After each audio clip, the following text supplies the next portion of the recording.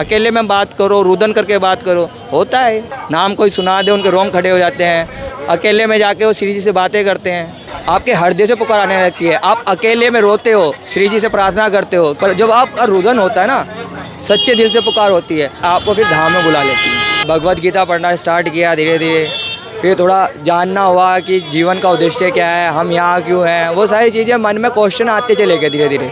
मांग के तो आप सौदा कर रहे हो, आप बिन मांगे आप बोलो कि आपकी इच्छा मेरी इच्छा है, तो आपको वो मिलेगा जो आपने सोचा नहीं होगा। पहले पैसे में थी आसक्ति, नौकरी में थी, घूमने में थी, सारी चीज़ें करा दी श्री जी ने धीरे धीरे। भरोसा रखो, होगा सब। फैमिली वालों ने मना नहीं किया, नौकरी अच्छी है, कहाँ जा रहा है, ये सड़कों पर ये बेचेगा। ये शरीर के संबंध है, लेकिन श्री जी का क्या आत्मा का संबंध है। तो जब आपका आत्मा का संबंध हो जाता है ना, तो ये फिर शरीर के संबंध छूट जाते हैं अपने आप ही। कुम्हार जो मट्टी जब बर्तन बनाता है ना, तो उसको बढ़िया बढ़िया ठोक पीट के अच्छा करता है कि इसका पानी ना रिसे कहीं, तब जाके उसको फिर स्थिति मिलती है। आपकी स्थिति चेक हो करती है ना श्री जी भी, कि आप अभी छोड़ सकते हो, छोड़ के आप पागल तो नहीं हो जाओगे, आप जो है स्टेबल रहोगे नहीं रहोगे। तो वो उस तरीके से आपको आपकी स्थिति जांच के स्टेप बाय स्टेप आपको आगे लेके जाती है। पढ़ा लिखा लड़का, एकदम बहुत अच्छी जॉब करने वाला, रज लगाकर। राधे राधे, मैं हूँ सौरभ। भक्त को ठाकुर जी जब अपने शरण में बुलाते हैं तो एक समय निश्चित होता है। ऐसे ही एक भक्त को ठाकुर जी ने वृंदावन बुलाया। आइए हम उनसे बात करते। राधे राधे।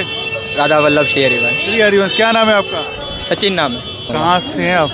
शरीर मुझे फटना कर गया बाबा। यहाँ कैसे आ गए? बाबा के प्रवचन, सत्संग और राधा रानी से प्रेम खींच के लेके आ गया। मुजफ्फरनगर में क्या करते थे? बाबा करता तो मैं एरिया मैनेजर था कंपनी में। अच्छा। और 10 लोकेशन देखता था, और उसके बाद श्री जी ने ऐसी जो है स्थिति बनाई कि जो है जॉब छोड़ दी और फिर धामवास मिल गया। कौन सी कंपनी में थे? एंजल टेलटेक कंपनी थी। अच्छा, ये कोई क्या कंपनी है? ये क्या मॉल के अंदर एक ब्रांड होता है मिनी शो, तो उसकी फ्रेंचाइजी लेती थी। उस ब्रांड की फ्रेंचाइजी इंडिया के अंदर लेती थी, चाइना की फ्रेंचाइजी थी। तो जो है इंडिया के अंदर से लेते थे, मतलब जैसे एंजल टेलटेक है ना, तो वो चाइना की फ्रेंचाइजी लेती थी। यहाँ पे जैसे लाइफ स्टाइल प्रोडक्ट होते हैं वो सेल करते थे वहाँ पे। आपने देखा होगा मॉल के अंदर मिनी शो एक ब्रांड है, उसमें लाइफ स्टाइल प्रोडक्ट मिलते हैं, तो बहुत अच्छा ब्रांड है चाइना का। तो उस चीज़ का था सब। वो तो बहुत अच्छी जॉब थी एकदम। हाँ बाबा, सब चीज़ अच्छी लगती है, अब क्या करें, इतने श्री जी से जो नहीं जुड़ पाते, प्रेम नहीं हो पाता। बाबा महाराज जी का तो सत्संग जो सुनेगा वो धीरे धीरे फिर जिसका एक्चुअल में रियल में प्रेम होगा श्री जी से, वो श्री जी ऐसा स्थिति बना देती हैं कि सब कुछ छुड़वा के वो धामवास दिलवा देती हैं। ये एक दिन की वो नहीं होती साधना, एक दिन का नहीं होता कि एक दिन में आपको धामवास मिल जाए, एक दिन में आदमी की जॉब चली जाए, इस तरीके की स्थिति बन जाए, एक दिन का नहीं होता। आज से 5-6 साल पहले की बात है, जब मैंने स्टार्ट किया था महाराज जी का सत्संग सुनना। तो क्या हुआ कि धीरे धीरे मन पवित्र हुआ, बुद्धि पवित्र हुई, फिर विवेक थोड़ा जागृत हुआ। उसके बाद मन में इच्छाएं उत्पन्न होने लगी कि धामवास मिल जाए, राधा रानी से प्रेम उत्पन्न हो गया। तो वो धीरे धीरे स्टेप बाय स्टेप हुआ है। वो आपको इतनी लंबी का जर्नी शॉर्टकट में बताऊं तो नहीं बता पाऊंगा। ये आज का नहीं है, 7-8 साल पहले की बात है, जब से ये स्टार्ट हुआ है धीरे धीरे। अब कृपा हुई है, 1 महीने से धामवास मिल गया है, यहीं पे रूम ले लिया है, यहीं पे रहना स्टार्ट किया। कैसे 5 साल पहले क्या हुआ था एकदम से? 5 साल पहले हुआ कुछ नहीं, जो है मैं बचपन से ही जो है ना स्पिरिचुअल हूँ बहुत। परिवार का माहौल भी स्पिरिचुअल है और मम्मी पापा भी जो है थोड़ा आध्यात्मिक है, तो उनकी तरफ से जो संस्कार डले हुए हैं धीरे धीरे। फिर मामा जी के मेरे यहाँ रहता था, वहाँ पे मेरे मामा जी भी जो है थोड़ा स्पिरिचुअल ही हैं। तो धीरे धीरे जो है रुझान हुआ, भगवत गीता पढ़ना स्टार्ट किया धीरे धीरे।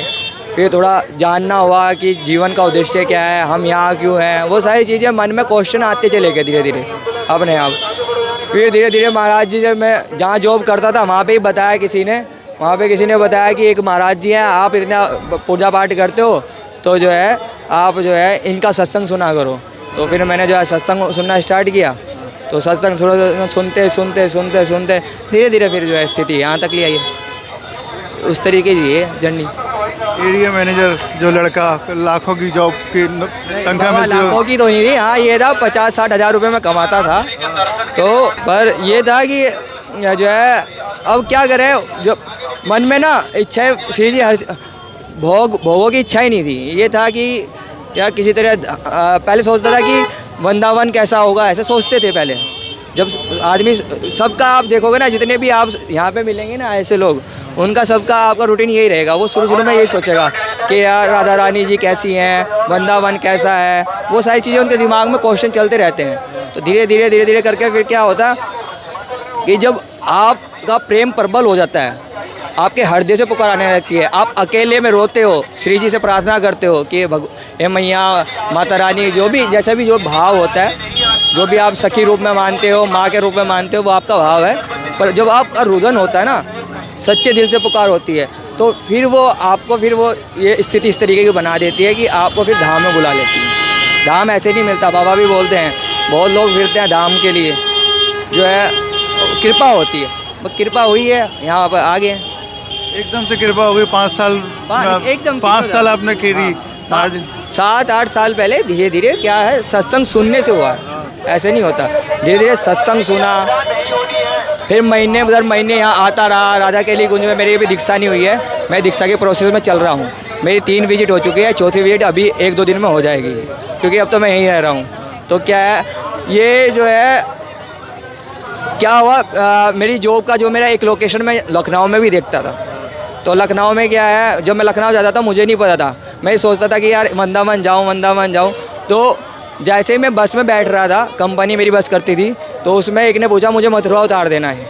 एक आदमी ने बोला, जैसे मथुरा कान में पड़ा, मैंने कहा यार ये बस मथुरा भी जाती है, लखनऊ के रूट से मथुरा बीच में रुक जाती है, पड़ता है। तो मैंने उसको बोला भैया मुझे भी मथुरा उतार देना। हर महीने मेरा विजिट लखनऊ होता था, हर महीने फिर वृंदावन आना हो जाता था। मैं अपना काम करके वहाँ पे लखनऊ में सीधा मथुरा वाले उसमें रोड पे उतरता था, सीधा वृंदावन आता था। हर महीने दर विजिट होता गया मेरा। फिर महाराज जी से थोड़ा लगाओ, फिर यहाँ के वातावरण को समझा, देखा, फिर उन्होंने जो सत्संग में बताया भी है कि जिसको धामवास ज़रूरी है, जो तो वो धीरे धीरे फिर स्थिति हुई। फिर जो है अब जाके जब जॉब चली गई, जॉब छूट गई, वो श्री जी कराती हैं, चली जानी, ऐसा नहीं मैं कर सकता हूँ जॉब भी हो, पर मुझे क्या है अभी ये लगता है कि यार धामवास सबसे अच्छा है कि इतना भाग लिया, सब चीज़ें करके देख लिया, पर जो शांति, जो सुख, जो आनंद इसमें है वो कहीं नहीं है।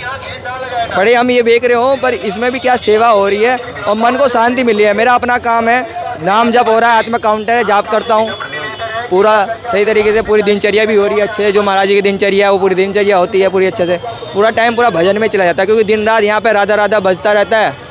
और जितने भी देखेंगे सब प्रेमी जन मिलेंगे, कोई ऐसा नहीं मिलेगा कि कोई ऐसा मिलेगा कोई जो जिनको प्रेम ना हो, सबके अंदर कुछ ना कुछ प्रेम होगा तो ही यहाँ पर आता है। तो बस ये सारी चीज़ें हैं। फिर जो है अपना यहाँ पे वृंदावन, अब श्री जी ने इतनी कृपा करी कि पहले मैं 4 महीने मैंने जो है पूरा हिंदुस्तान घूमा है। जॉब मेरी 5 महीने पहले चली गई थी, फिर मैंने पूरा हिंदुस्तान घूमा है। मैं अलग अलग तीर्थों में भी गया हूँ, अयोध्या, बनारस, जगन्नाथपुरी, और जो है शाकुंभर, वैष्णो देवी, अमृतसर, और मतलब कामाख्या, शिरडी साईं बाबा, 12 ज्योतिर्लिंगों में से 7-8 ज्योतिर्लिंग मैंने दर्शन भी कर लिए हैं।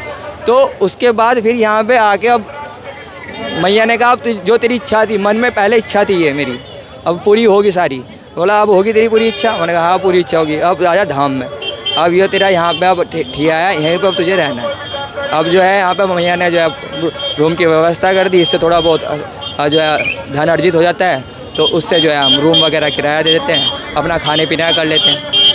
फैमिली वालों ने मना नहीं किया, नौकरी अच्छी है, कहाँ जा रहा है, ये सड़कों पर ये बेचेगा वृंदावन में? नहीं, फैमिली वालों को जो है रियल बताओ मैंने बताया नहीं, बताया नहीं। पर फैमिली वाले अगर श्री जी कहेंगी, श्री जी ऐसा बना देती ना, वो अपने ऑटोमेटिकली अगर पता भी चलेगा ना, तो अगर आपके मन की इच्छा जो है प्रबल है, तो फिर फैमिली भी एक तरफ हो जाती है। जो है ये शरीर के संबंध है, लेकिन श्री जी का क्या आत्मा का संबंध है। तो जब आपका आत्मा का संबंध हो जाता है ना, तो ये फिर शरीर के संबंध छूट जाते हैं अपने आप ही, क्योंकि जहाँ जहाँ तुम्हारी आसक्ति होगी, जहाँ जहाँ तुम सोचोगे कि यहाँ पे मुझे सुख मिलेगा, वहाँ धीरे धीरे क्या श्री जी करके धीरे धीरे छुड़वा देती है। पहले पैसे में थी आसक्ति, नौकरी में थी, घूमने में थी, सारी चीज़ें करा दी श्री जी ने धीरे धीरे। अभी क्या परिवार में आसक्ति हो रखी है, गृहस्थ में, तो श्री जी इच्छा करेंगी धीरे धीरे वहाँ पे भी छुड़वा देंगी। भरोसा रखो, होगा सब, ऐसा नहीं है होगा नहीं, इस बात में पूरा दृढ़ विश्वास है कि होगा सब। लेकिन जैसे आपकी स्थिति होगी जिस हिसाब से आप अपने हुश में होगे, आपकी स्थिति चेक हो करती ना श्री जी भी, कि आप अभी छोड़ सकते हो, छोड़ के आप पागल तो नहीं हो जाओगे, आप जो है स्टेबल रहोगे नहीं रहोगे, तो वो उस तरीके से आपको आपकी स्थिति जांच के स्टेप बाय स्टेप आपको आगे लेके जाती है। तो होगा सब धीरे धीरे सब जो है एक गृहस्थ है, एक सन्यास है, आप वो श्री जी के ऊपर छोड़ रखा है, वो जहाँ डालेंगे वहाँ चले जाएंगे, अपने बल से नहीं है, अपने बल से बाबा ने छोड़ दिया कि अब श्री जी को छोड़ दो, श्री जी पे छोड़ दो, मतलब कि वो श्री जी क्या करेंगी आप देखते रहो, उनके नज़ारे लो। अब पता थोड़ा ही था ऐसे श्री जी ने, और इसी में आनंद आ रहा है। 60,000 में पैसे में आनंद नहीं आ रहा था, गाली खा के काम करते थे, उसमें लगता था कि यार गाली खा के हम काम कर रहे हैं, अपनी कोई वैल्यू नहीं है। और ये क्या है, ये प्रेम की बातें हैं, ये प्रेम है। यहाँ पे क्या अपना काम है, जन मन कर तपाओ, जितना भजन करना करो, यहाँ पढ़े रहो, धाम में पढ़े भी रहोगे तो भी तुम्हारी जो है तुम्हारा काम बन जाएगा। सत्संग से यही सुना है कि भाई धाम में आ जाओ, पढ़ जाओ, भजन करो या ना करो, पढ़ जाओ, क्योंकि यहाँ करना नहीं पड़ता, ऑटोमेटिकली होता है।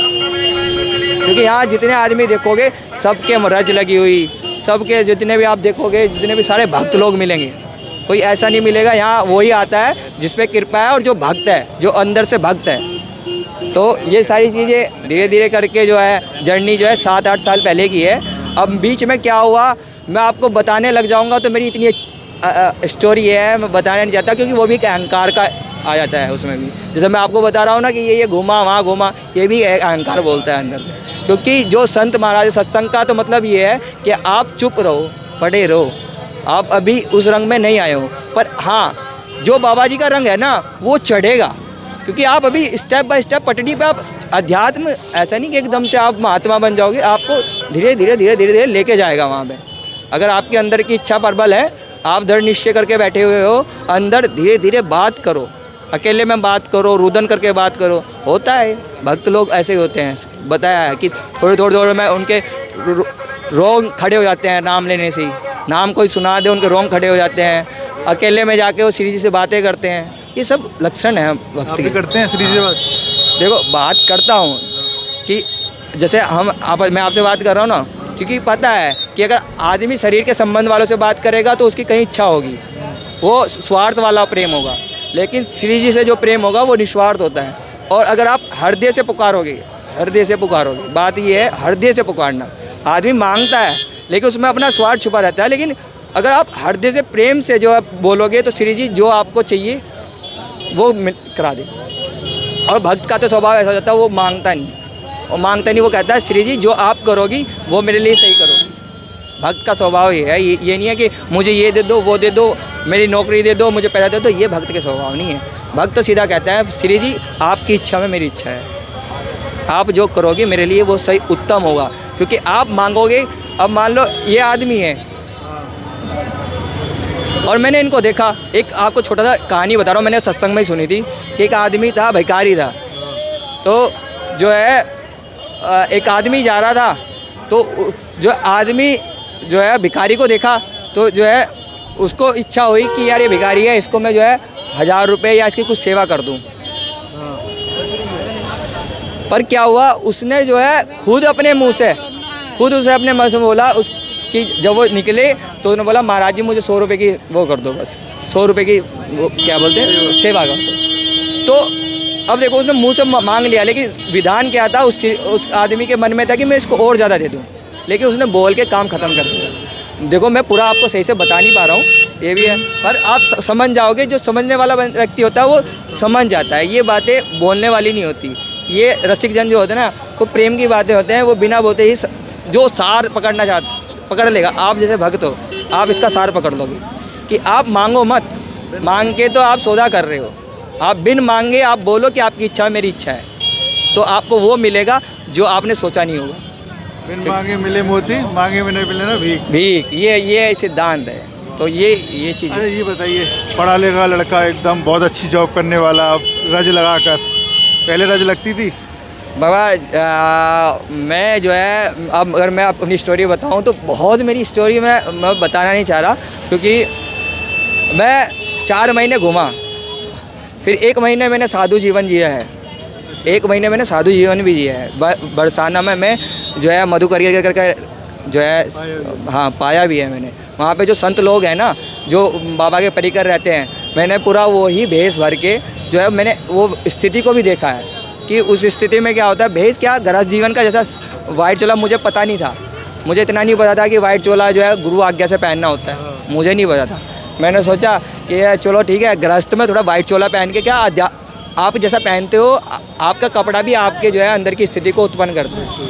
आप जैसा पहनोगे आपके विचार पे प्रभाव पड़ता है उसका। तो मैंने वो पहना, मधुकरी करा, भगवत गीता पढ़ा, नाम जप किया, 60 64 माला नाम जप किया। मतलब जितना पूरा दिन मेरा भजन में जाता था। 4 बजे उठना, बरसाना जाना, लाडी लाडी के दर्शन करना, महारानी के दर्शन करके फिर जो 2 बार परिक्रमा करना बरसाना की सुबह शाम, और सभी मंदिरों के दर्शन करना, सभी मंदिरों की परिक्रमा करना। तो ये सब चीज़ें मैंने 1 महीने किया, करके देखा, उसमें जो आनंद था वो कहीं नहीं मिलेगा।